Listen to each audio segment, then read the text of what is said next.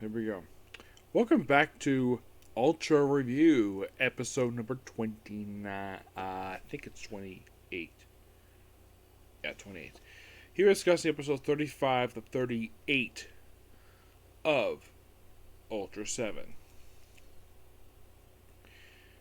The first one, 35, when I was watching it on the place I would normally watch it, it had terrible audio.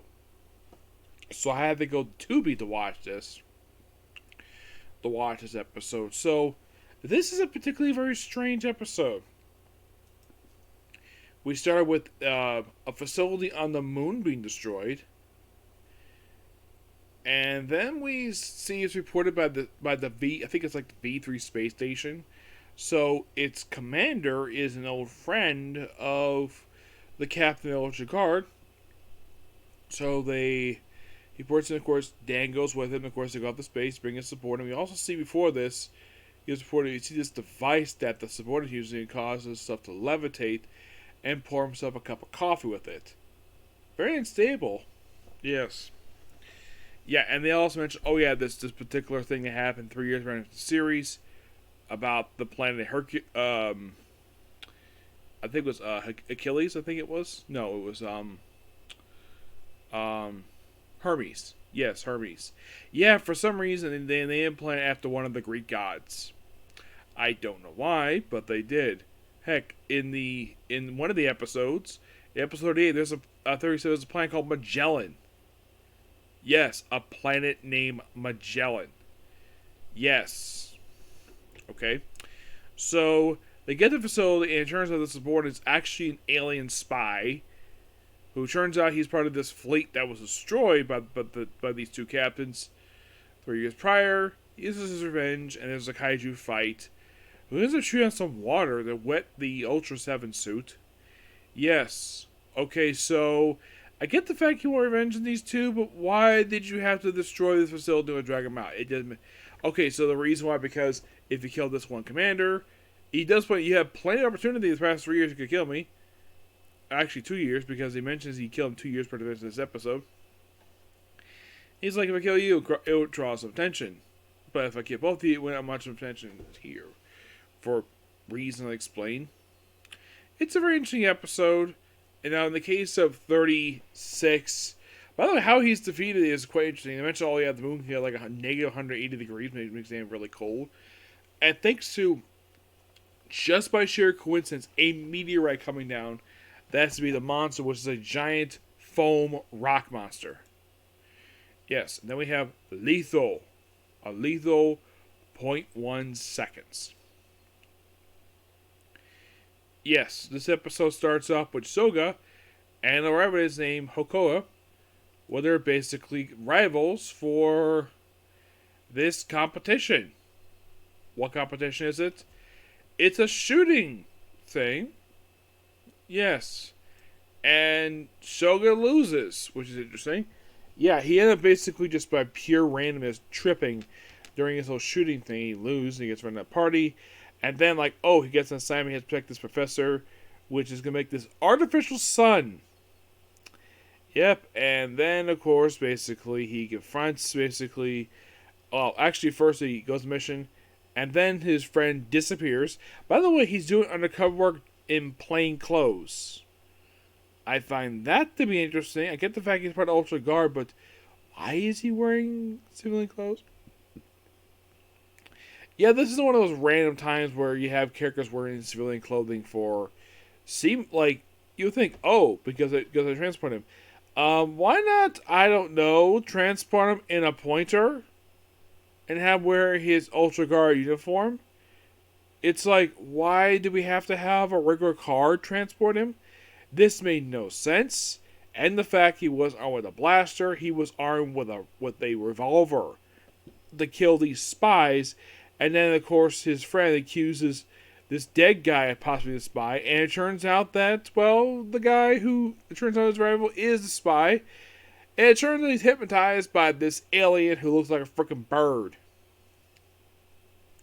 And the reason why he actually wants to destroy the Earth Sun Project because he can't stand Earth's atmosphere. He can't go outside.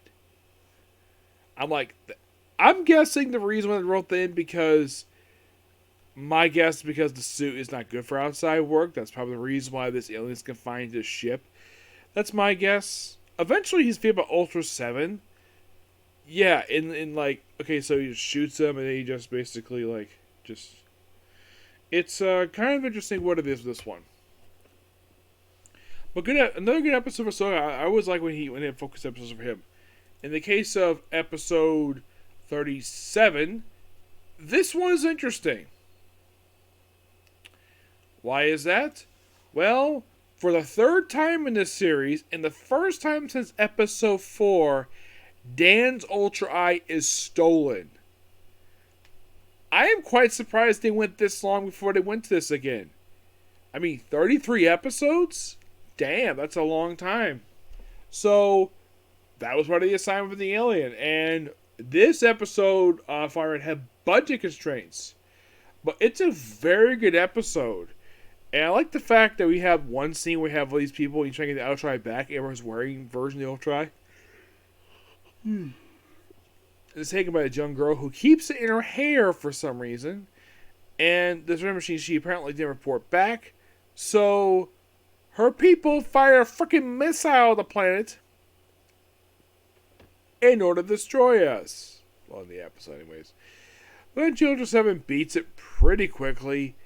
This was due to, like I said, budget constraints. They probably had a budget problem this episode. And then the girl dies by activating a switch on a jukebox. Yep, just presses like looks like the letter J, and I think like 4, I think it was.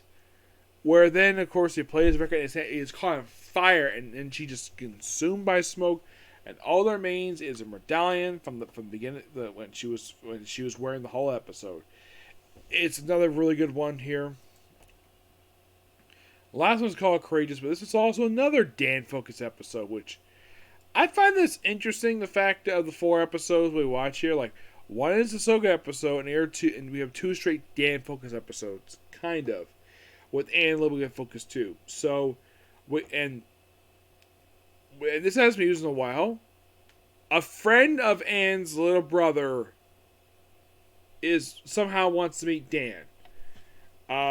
This is never really explained. I think he was like a hero of his, and this kid's gonna have heart transplant surgery. I'm thinking this kid's like 10 years old, and he's qualified for heart transplant surgery.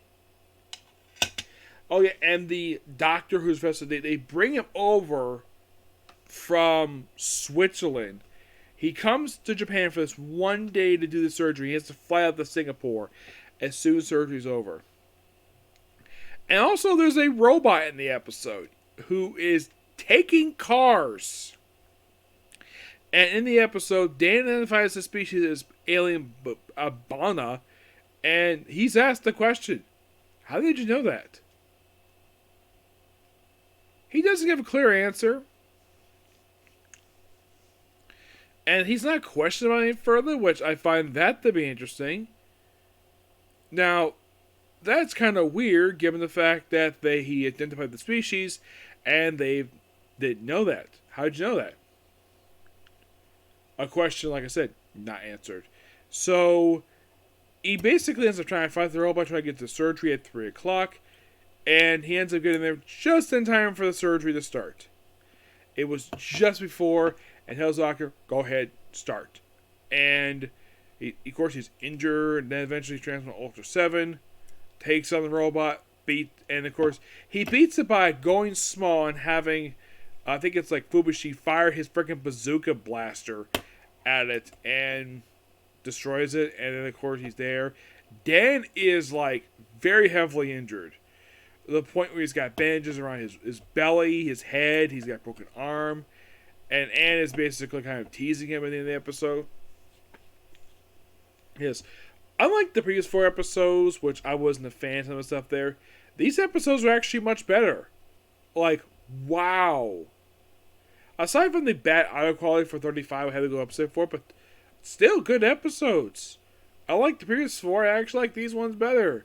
At least you don't have the only kind of obvious plot hole we have here Oh, by the way, at the end of the episode 38, we see the destroyed robot just sitting in an area of destroyed buildings.